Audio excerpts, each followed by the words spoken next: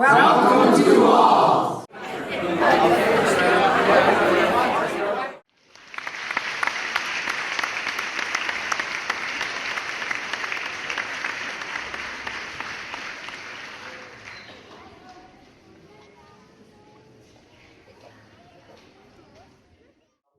Hi, this is Dick Bremer at the Association of Lifelong Learners. Welcome to those online and the crowd that's attending the meeting in person. Thank you all for coming. Joe Gentry's made a lot of presentations. He comes with a lot of credentials. We won't go through all of those. But his program is America the Beautiful Initiative, discussion of programs to conserve water and so forth in North America. So with that, Joe, it's yours. Thank you, Dick. So Florence talked to me at one of our board meetings and said she would like an initiative for the ALL to focus on the earth for this year. And she said, is there any way you could think of doing a presentation? Well, it just so happened at the time the Biden administration came out with their America the Beautiful initiative. And that initiative is to conserve 30% of US lands by 2030. It's the 30 by 30 plan. And the media has paid very, very little attention. So where's my interest? How come I'm interested in this? Let me give you just a little bit of background. I'm one of the founding members of the Thunder Bay Trail Association way back in the early 70s when the DNR trying to establish the trails. They were looking for volunteer support to maintain the trails. And so in Alpena, we had two significantly nice trails. One was Norway Ridge, and the other one was Chippewa, off of the end of Nicholson Hill Road. And they're diverse trails. The Norway Ridge is basically Norway pines, and it's the old sandbars when the lake was higher that created all these beautiful ridges. It has wetlands, it has very, very beautiful trail system. Where you go out to Chippewa, it's totally different. It's all hardwoods, it's oaks, maples. In fact, they're harvesting some of the oaks right now because of the oak wilt that's moving north. But it's a beautiful trail system, much bigger, longer than Norway Ridge. Norway Ridge has about a 5-mile capacity in its loops. Chippewa has 9 to 10 miles, depending on how far out you want to go. And they're both beautiful, beautiful trails. So I've been involved with that, but even farther back than that, my brother was at one point in time the executive director of Death Valley National Monument, which encompasses 1.1 million square miles. It probably, of all the places he's been, he did Zion National Park.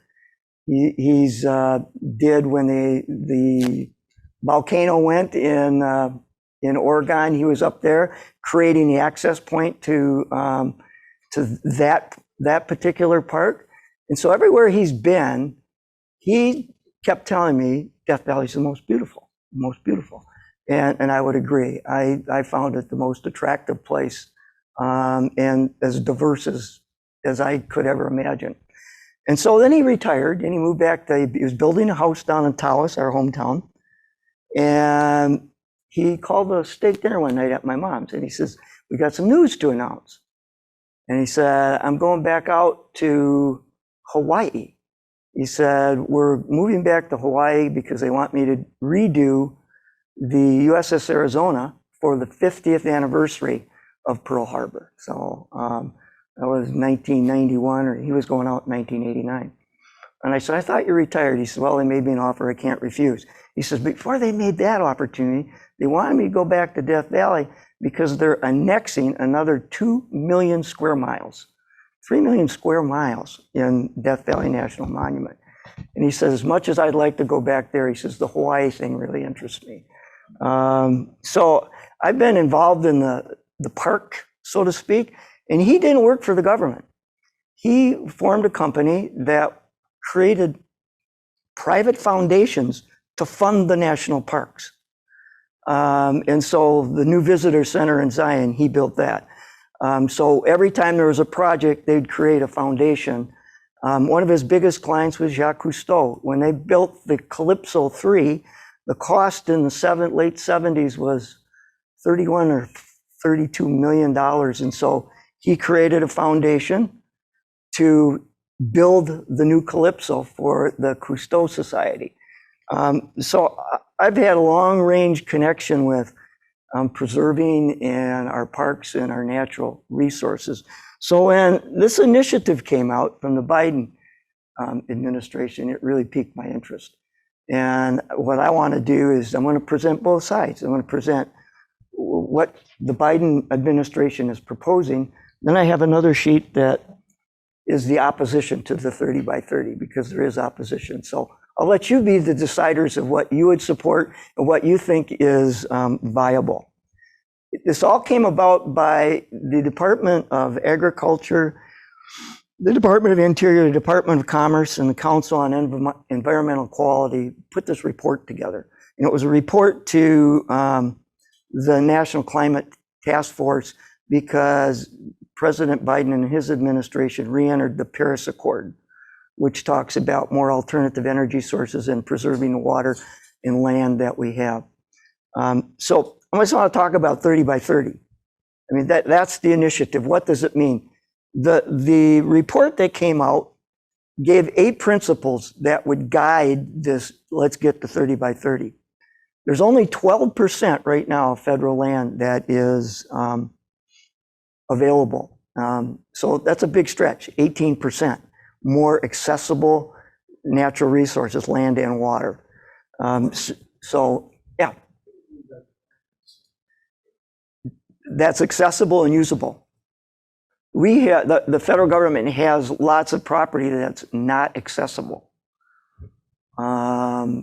You take the 3 million acres in Zion or in Death Valley, only about, I'm guessing, less than 800,000 acres of that is really accessible. It's all wild and inaccessible. There's no roads, there's no access. It's not being used for resource easily accessible. Yeah. I mean, even in national parks, you take like Yellowstone, there's only a certain amount of it that is, quote, accessible. So the intent is to let's preserve this and make it more accessible. How do we do that? So here's the 8 guiding principles. The first one is to pursue a collaborative and inclusive approach to conservation. And that doesn't mean the government, we're doing this alone and setting rules and regulations. It's collaborative. It's working with tribal, hunters, fishers, ranchers, farmers. You collaborate to do what's best for everybody. In fact, early in January, a bipartisan bill was agreed upon in Congress, which is unusual, called the Great American Outdoors Act, which was a start. And it provides the single largest investment in public lands and waters in over 2 decades. The Everglades in Florida, the crown of the continent in Montana, the prairie potholes of the upper Midwest.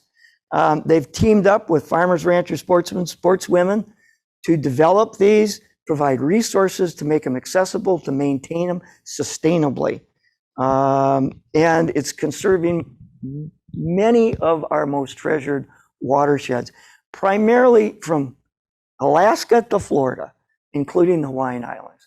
So this Great Outdoors Act that was passed gives resources to public volunteer groups to improve, sustain the resources that we have. So that was step 1. It has to be collaborative and inclusive. No groups excluded.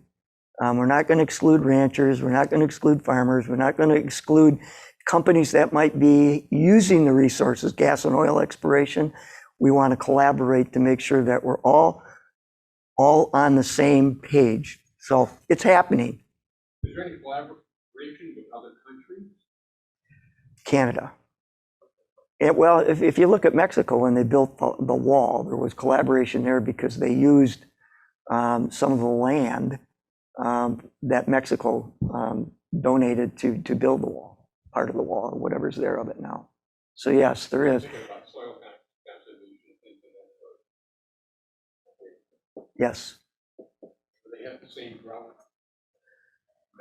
Africa's worse. Africa is much worse.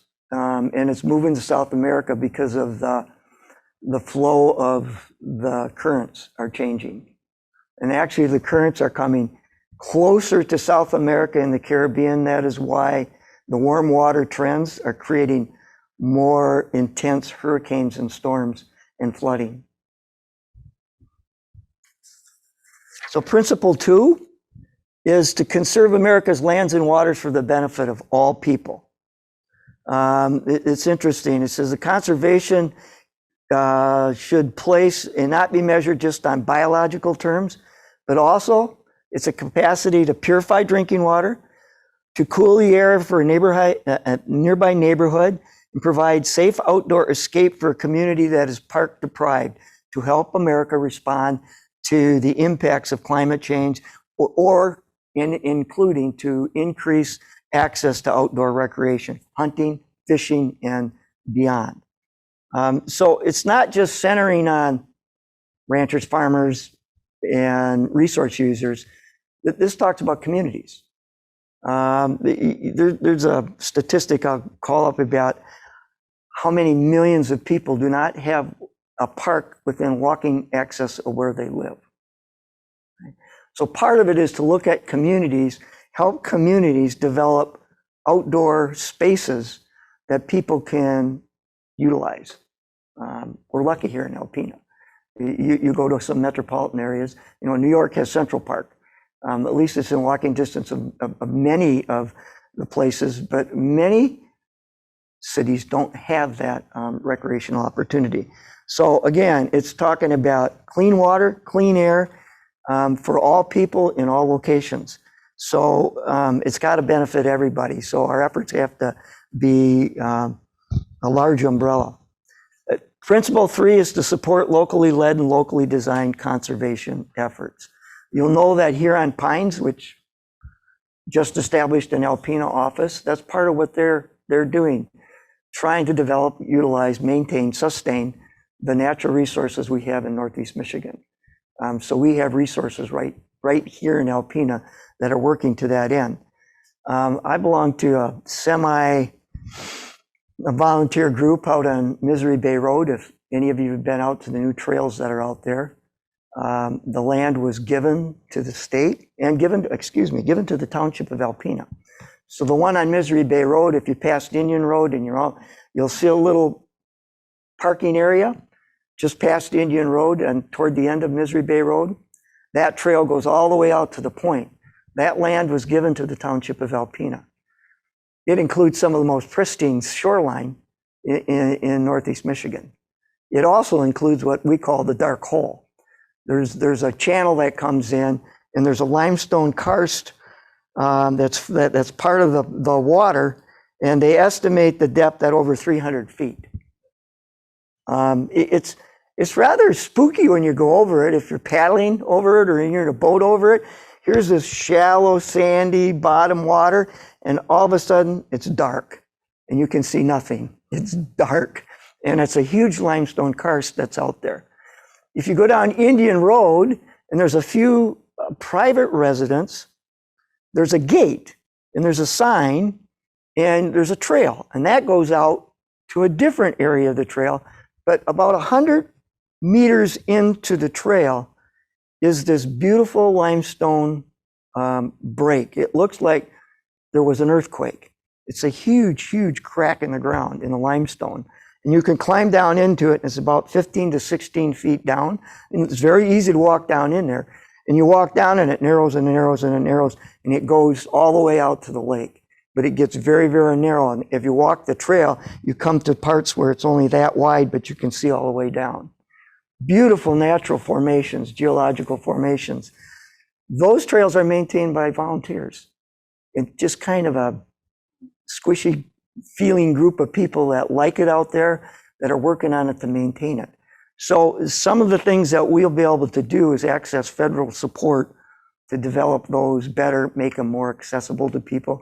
The one on Indian Road, which I think has better geological features for people to look at, does not even have a parking area. You have to park on the road. You park in partially in the woods. So some of what this act will help us do is to bring resources in locally to develop it, to make it accessible. Principle 4, honor tribal sovereignty and support the priority of tribal nations. That goes without saying, whether you know it or not. Right now, they're in negotiations to renegotiation the tribal fishing rights in both Lake Huron and Lake Michigan. There was an old agreement that expired last year of how far the tribes can to net fish for commercial value in both lakes, and it was agreeable and it workable. So now they're renegotiating that contract. The state, the fisheries groups, the DNR, they're all working together to try to come up with a mutually acceptable agreement so that the tribal people can commercially fish. We have commercial fishermen still here in Alpena, off the end of the Thunder Bay River, that use the area pretty far north to net basically lake trout and what else? Whitefish in the spring and fall. I just read an article actually in the Sierra Club magazine about how John Deere, that's very nice, and felt that they were inferior at all the typical ideas.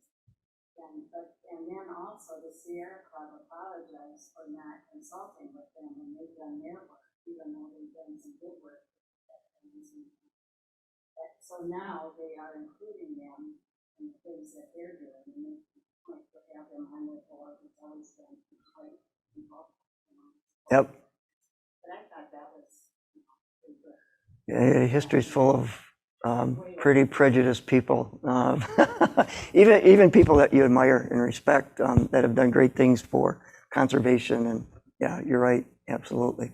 But this is an effort to include the tribal governance units to be mutually beneficial and inclusive. The Ojibwe Tribe is the big one that is in the UP, and they're the ones with most of the fishing rights that still maintain their fishing rights. There's tribal fishing out of Manistee, Epaulet, Sault Ste. Marie, Drummond Island, Alpena, Rogers City. So, and over on the west side, there's one small one too, but there's still very, very heavy commercial fishing. So, and it's beneficial. Most of the restaurants in northern Michigan use their products. They're local, they're fresh, they're naturally harvested from fresh water. So the lake trout you get or the whitefish you eat in northern Michigan at restaurants generally has come from the tribal fishing. Principle 5 was to pursue conservation and restoration approaches that creates jobs and supports healthy communities. And you say, well, how do you create jobs and how do you promote economics? Successful fisheries create a huge economic impact. You look at the number of people that come to Alpena to fish on the big lake. If that fishery diminishes, I mean, unfortunately, we're on the downside of the peak. The peak was when we had alewives and they planted salmon, and you had 30-pound salmon, 4 or 5 per person, per boat in a short period of time. That fishery attracted huge numbers of people. That's boats, motors, oil, gas, services. It creates economic opportunity for those communities that have vibrant, good fisheries. The west side of the state has probably one of the best fisheries, freshwater fisheries in the country still. But again, their fisheries their fish populations are being diminished. And so they're working effectively to keep that fisheries up because it promotes economic growth. It promotes jobs. Boat builders, two of the largest fishing boat builders are in Michigan. Four Winds and I think the other one, but they're both over by Cadillac. They're job providers. So that's what they talk about just from a fishery standpoint. That hunting is a big economic driver in northern Michigan. Deer hunting, small game hunting, duck hunting. So as long as we have populations of hunters and fishers and populations of wildlife that are sustainable, those create economic growth and they sustain the economics of those particular communities that depend on them. It also, conserving water and restoring ecosystems supports the reliability of water supply, resiliency to drought, and that's economics. Droughts are expensive, food prices rise. So if we manage our water, if we manage our land and the resources on that land effectively, and it will create healthy communities and you'll have better economic performance across those areas. I read about California today. They expect blackouts and brownouts because of the excessive heat out west. So excessive heat drives utility prices up. They talk about lumber today. An OSB sheet, standard 4x8 OSB, 3/4 inch, prior to the pandemic, or prior to the fall of 2019, was $7.80 a sheet. Today it's $35 a sheet. What created that? We went through a pandemic. Nobody left their houses. There wasn't any building going on. The wildfires in California. They created a huge demand for lumber, for replacement lumber, to rebuild all the houses that have been lost through the wildfires. So if we don't conserve the land correctly, our water supply correctly, and we continue to have these intense disasters, prices go up of all the resources. That has an economic negative to what we're doing. So principle 5 is takes into effect not just preserving, but it creates good economics. Principle 6, and this is kind of a key one because I'm going to give you a sheet of the opponents. It's honor private property rights and support voluntary stewardship efforts of private landowners and fishers. Okay? This isn't, quote, one of the fears is this is a land grab by the government. They're going to force private landowners to maintain their property in sustainable manners that are going to become unaffordable, and then the government's going to use eminent domain and take their property away from them. Okay? That is not the language of what I read that is in the initiative. Efforts to conserve and restore American lands and waters must respect the rights of private property owners.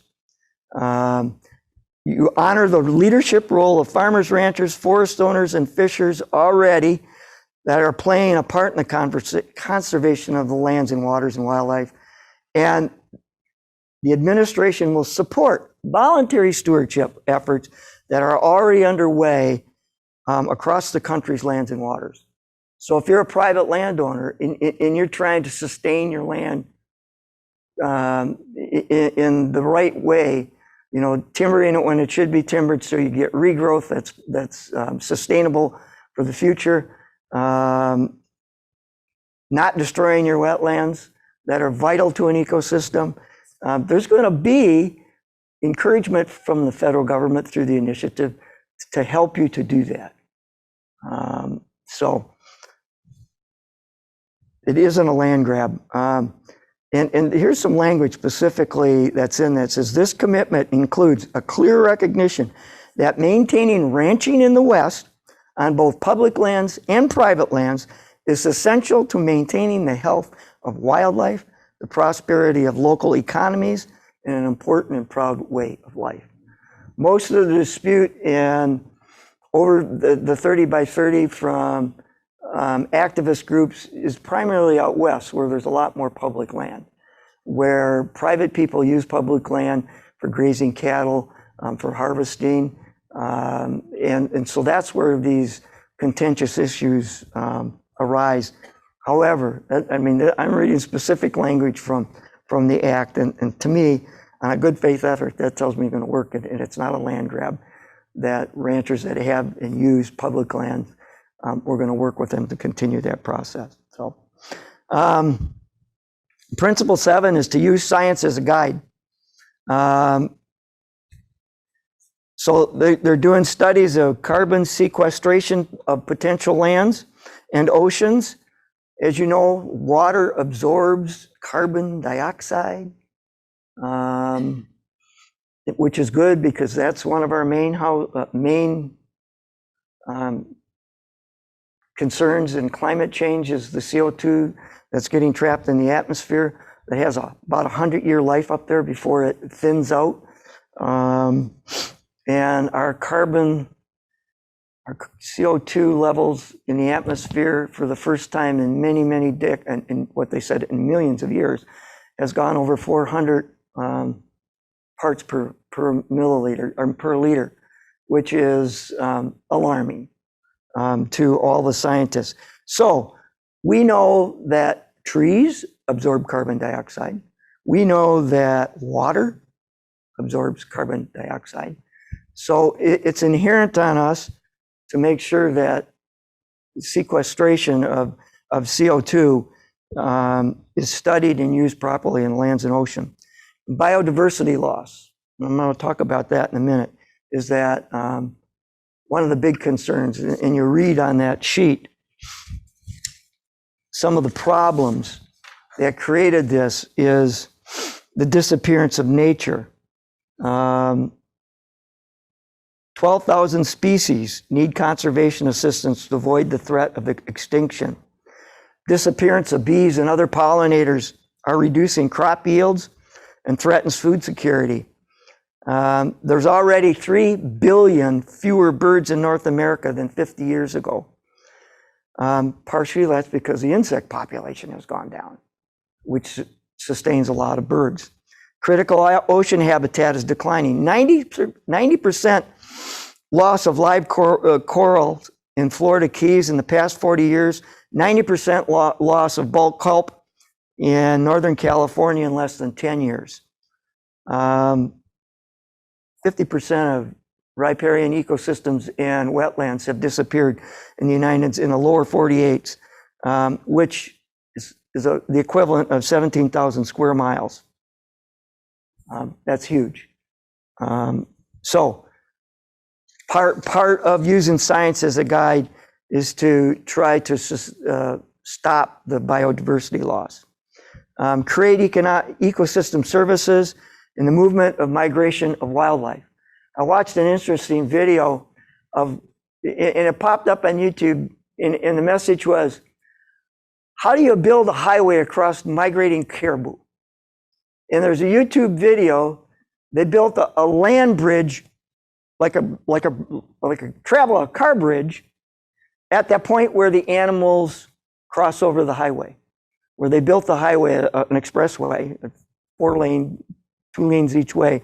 Over it, they built a tunnel and they put a land bridge, and so then they put cameras up there to measure how many animals are using it.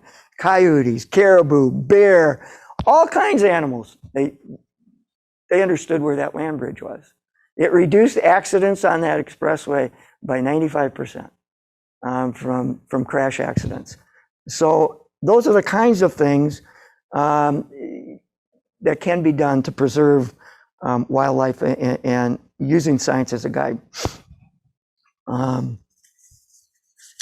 Number 8, and the last one, is build on existing tools and strategies with an emphasis on flexibility and adaptive approaches. The tools range from grant programs for local parks and coastal restoration projects. We know those are going on. So there's going to be more funding available to restore I mean, I read an ad in the paper today that the group at Island Park, they want the frog bit. They're looking for volunteers to come pull out that invasive frog bits, because the frog bit, again, doesn't allow the microorganisms to live that sustain the wildlife in the river, and it also chokes off sunlight and the water becomes stagnant. And so the effort is, let's remove that frog bit. So there's all kinds of projects like that from a voluntary basis that I think are going to get more federal support, more state support, because these are existing tools and they show that they work. Conservation programs on working lands, designate locally crafted recreation conservation areas on public lands and waters, and to use stakeholder-driven processes for marine fisheries management and sanctuary designations, among other examples. I mean, we're at the hotbed of all this. We have a sanctuary, a marine sanctuary. I mean, it's not locked out. It's, you know, I remember when they wanted to put that marine sanctuary here. I went to all the public hearings, and the outcry that we won't be able to fish there, we won't be able to boat there, we won't. You heard all the negative influence. And NOAA had to come in and say, no, we're setting this aside for research purposes. It's a national marine sanctuary because of the boat wrecks that are there. It will not, it becomes a positive for your community, not a negative. It becomes more accessible. Glass bottom boat makes it accessible for more and more people to go out and observe those shipwrecks.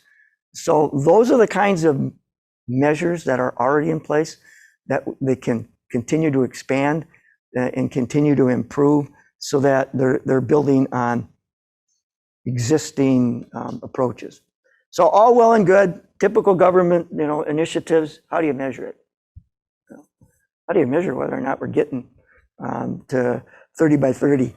What are you going to do? So in the initiative, there's two ways that they're going to do it, and they're complementary steps to measure and report on the progress. One, they're creating an American Conservation and Stewardship Atlas, which is going to be updated every year. They're going to use all this consensus data from all these agencies, whether it's the MDNR, whether it's the Department of Ag, whether it's NOAA, all of their data that they have about things that are occurring in their area of influence. They're going to crunch all this data and put it into a stewardship atlas, so everyone can go look at, are we making progress? What is being done in all these particular areas, specifically community by community by community across North America.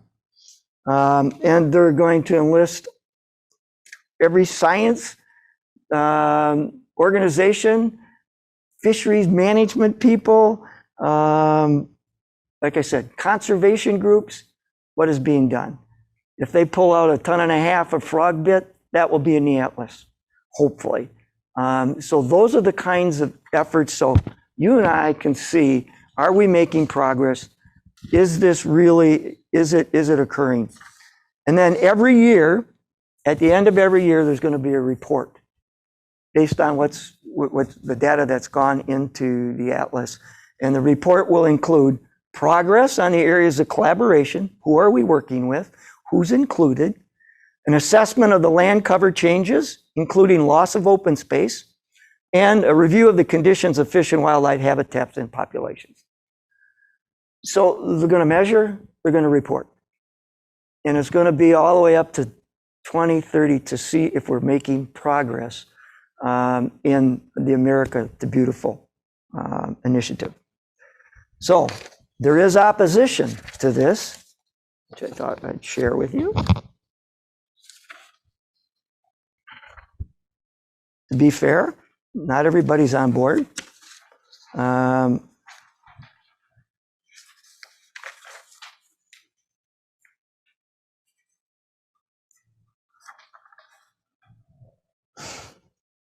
Number one, it's because only 12% of our nation's territory is in protected areas. So the activist group that are opposed to this says, hey, where's this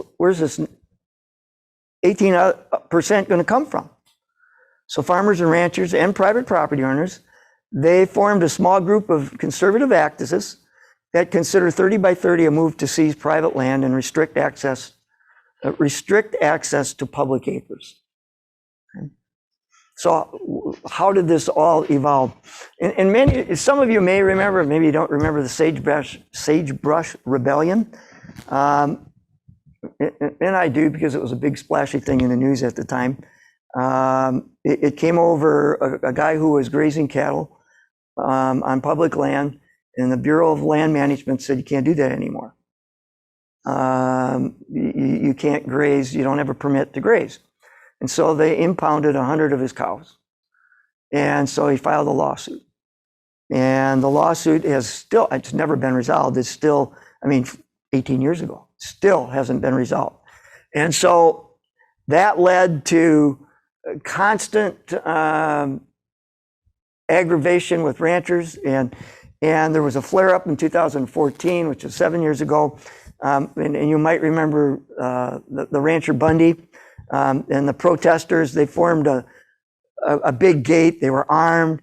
They wouldn't let the BLM people in, and the BLM law enforcement. Finally, they came to terms, and it kind of went away. But this all led to the creation of the American Stewards of Liberty group. And it is a nonprofit group whose their first big initiative was to dispute the Endangered Species Act. Because they said the Endangered Species Act, anytime there was an endangered species, wherever it was located, that was sacrosanct property. You couldn't do anything in there because of the endangered species. And so they wanted that to go away because public acres were not accessible, whether it was for lumbering or mining or grazing, because, quote, there was an endangered species being protected. You might have remembered out in, I think it was the state of Washington, the snail, the darter snail, I think it was, that they found in one of the streams. No more fishing because of this snail that was on the endangered species list. So that was their big push.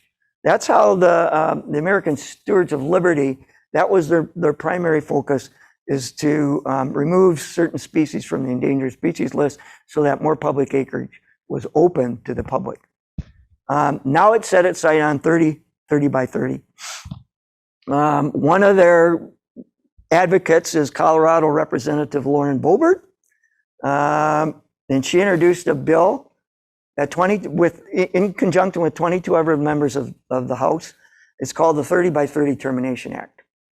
They do not want to they want that act to go away.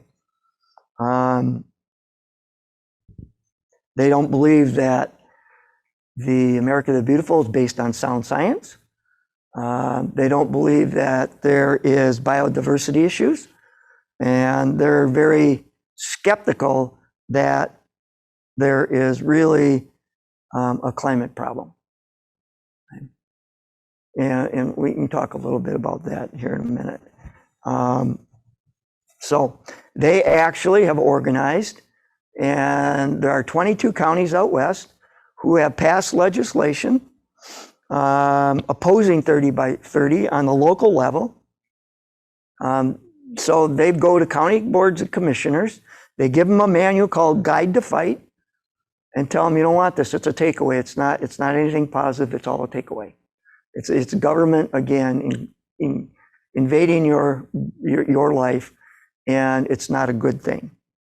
So in fact, just recently, 60 members of the Congressional Western Caucus sent Biden a letter outlining their doubts, and this is the quote from there.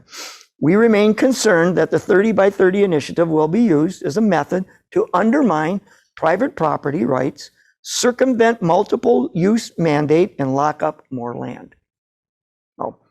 The interesting fact is these representatives that have to get elected by their population, The Colorado College just did a survey in the Rocky Mountain, in the 8-state Rocky Mountain area, and found that 77% of registered voters supported the 30 by 30 target, and 49% strongly supported.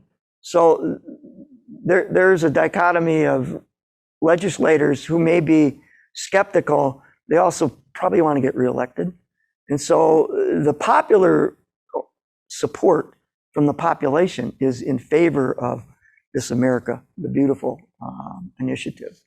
But there is opposition, and I did want to share that with you.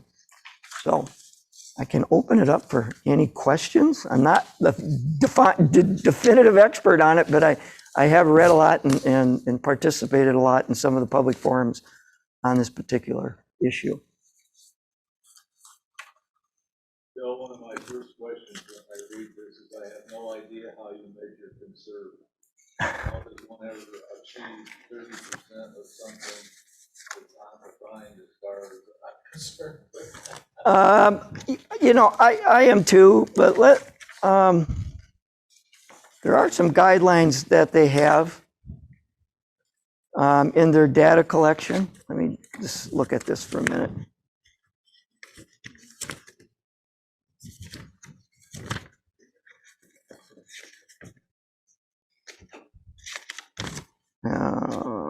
Where'd it go?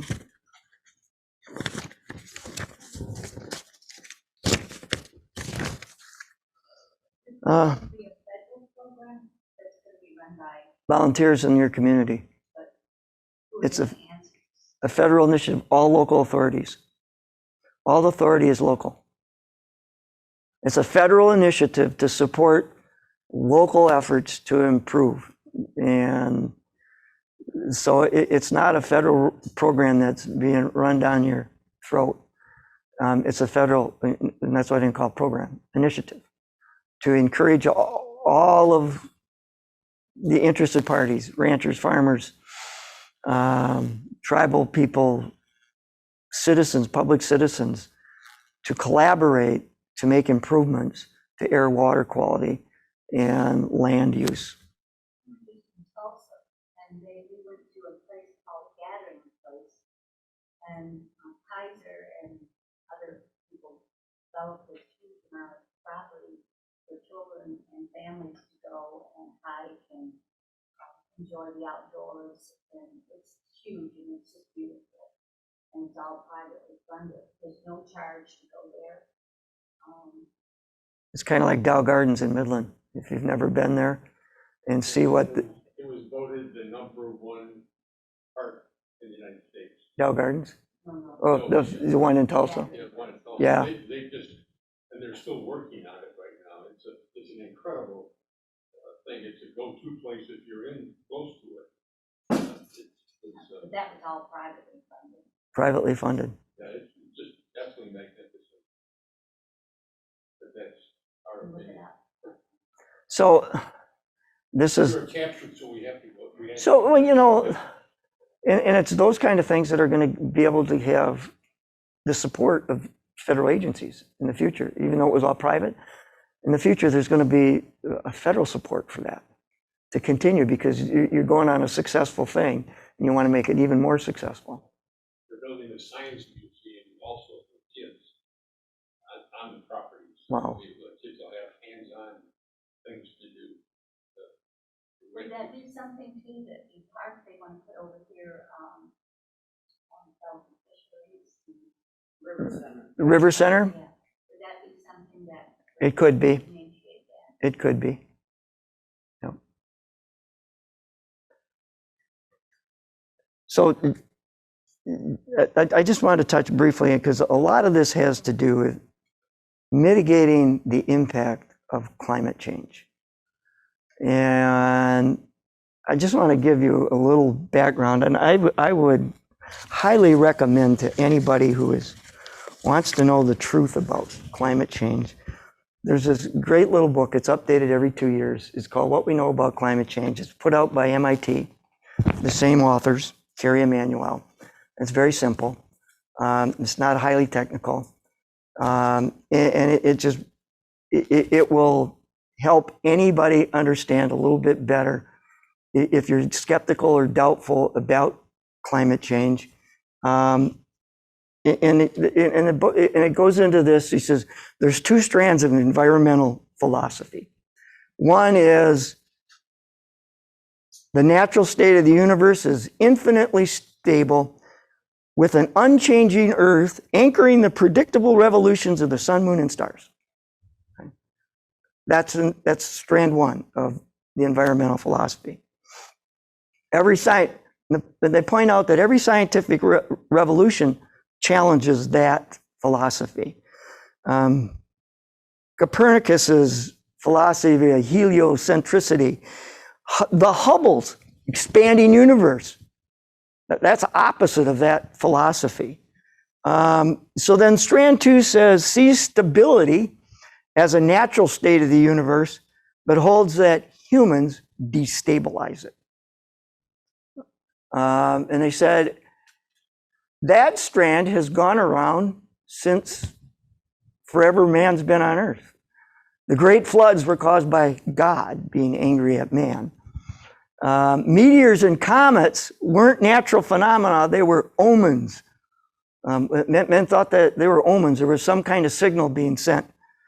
In Greek mythology, the blistering heat of Africa was caused because the sun god Helios lost a bet to his son, Phaeton, and Phaeton drove his chariot of fire across the sky and burnt all the people in Africa, so that's why their skins are dark. And that's why it's hot and dry there. In 1837, there was a guy called Louis Agassiz, and Louis was a geologist. And he came up with this theory that the scarring of the rocks in the middle, closer to the equator, were caused by ice, retreating ice sheets. He understood the Ice Age. He predicted that back in 1837. Nobody believed him. So it can't happen. Ice sheets all the way down here. Ice sheets all the way down here.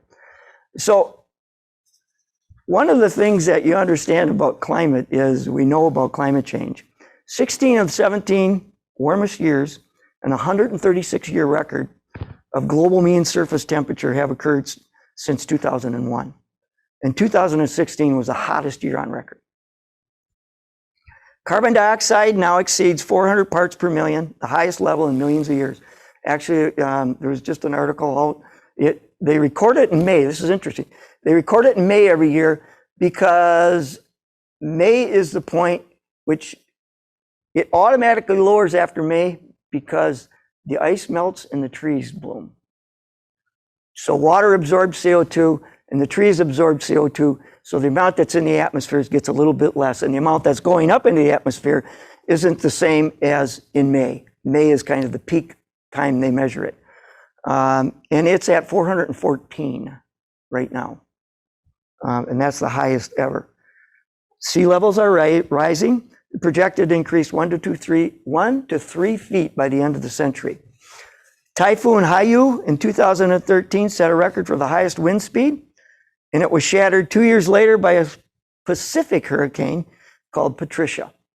And wildfires, droughts, and floods have been formidable. You know, the southern hurricanes, last year we had more recorded tropical storms in the Caribbean basin in the United States than any other year measured. So those facts kind of lead you to say, you know, maybe man does create the instability in our environment. And so they now can measure, you know, beyond 168 years when records were kept, they can go back even farther. They drill down in the ice in Antarctica and Greenland, and the ice sheets can measure the amount of CO2 that was captured by the snowfall in the layers of that, so they can measure what the mean temperature was from millions of years ago by drilling through the ice and doing the analytics.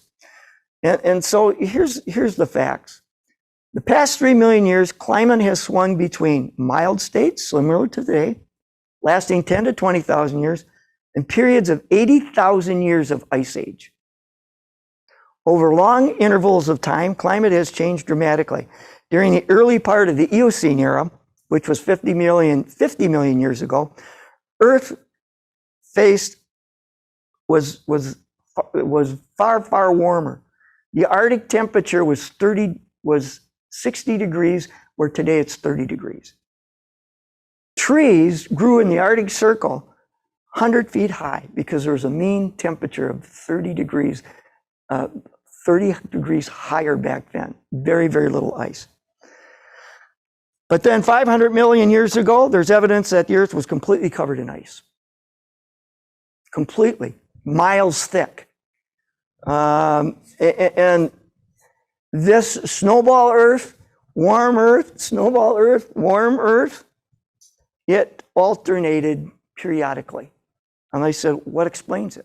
You know, there wasn't life, so to speak. There wasn't humans. What explains the changes? The changes are explained because, number one, the sun was 25% dimmer than it is today.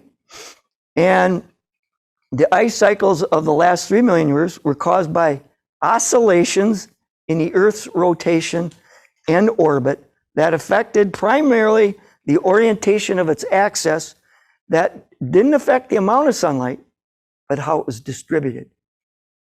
So the North Pole got less and less sunlight, and it allowed the ice to grow, and you'd get an ice ball. Right? And then the Earth would oscillate again, and it would get more, and the ice would melt, and the Earth would become very tropic.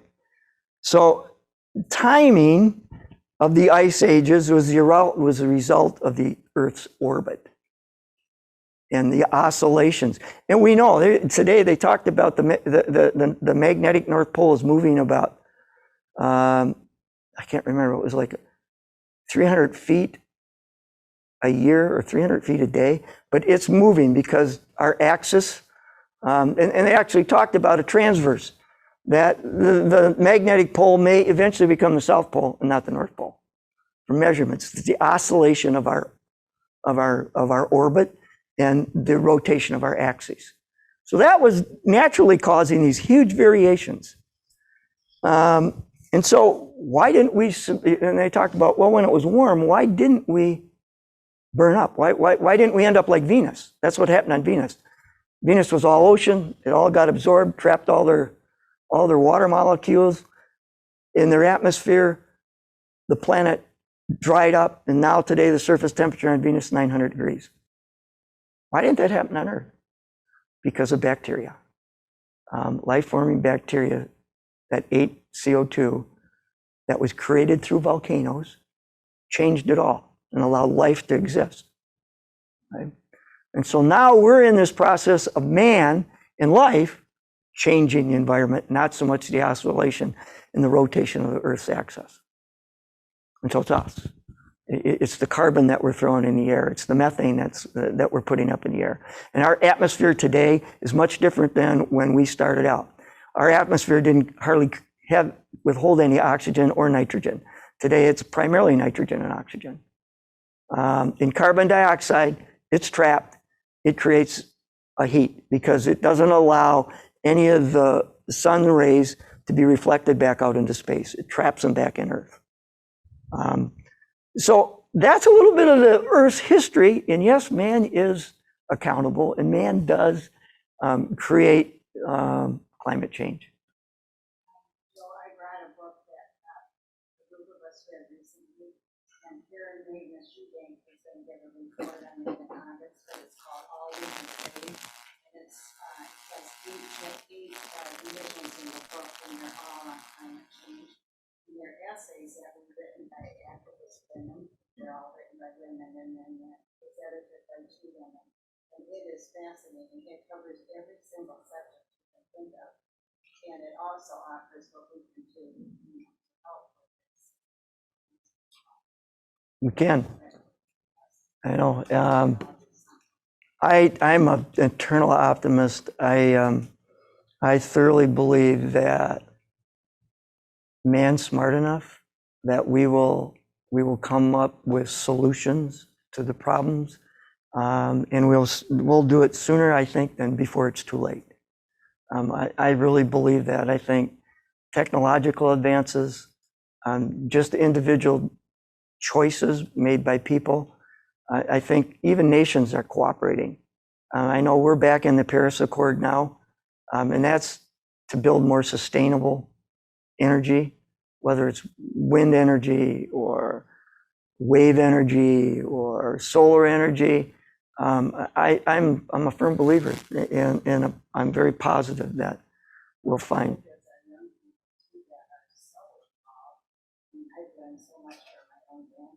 I know it. Well, I'm gonna tell you what, I have a good older friend that did not wear seatbelts until their kids kept bugging them. Dad, put your seatbelt on. I'm gonna get out of the car, Dad. You gotta wear your seatbelt. And he never wore a seatbelt, you know. That was an imposition of my personal liberty. So yeah, you're right. You're right. Any questions or discussion? That's just a quick overview. I'd encourage you, there's so many wonderful resources out there. The other one, for those of you that can't Florence, this is put out by the National Forest Service. It's a planning for a changing climate, and it talks about, it's not this thick, this other one is put out by the petroleum and gas industry, net zero by 2050. It's all the things, very heavy science that we can be doing to get the net zero carbon emissions by 2050. And it's from the global energy sector. But this one from the National Park Service is wonderful. It's very simple, very easy to read. What can we be doing to create national parks that can sustain climate change and can change climate change? Very, very interesting material. So there's lots of positive stuff out there. So, well, thank you.